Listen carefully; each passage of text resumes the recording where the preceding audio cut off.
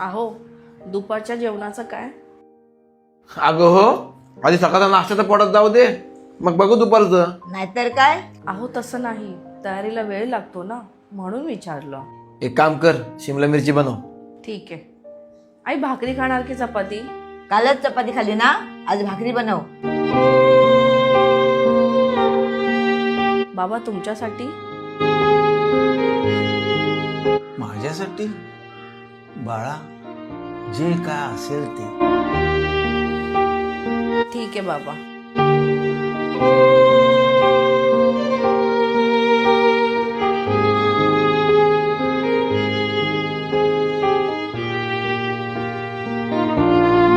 सुनबाई, एक बोलू? हा बाबा बोला ना.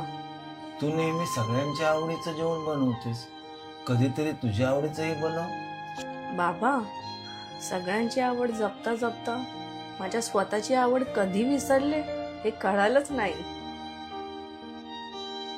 आणि तसेही आवड ही लग्नाच्या आधी असते, लग्नानंतर असते ती फक्त जबाबदारी. लाखातलं बोललीस बघ पोरी.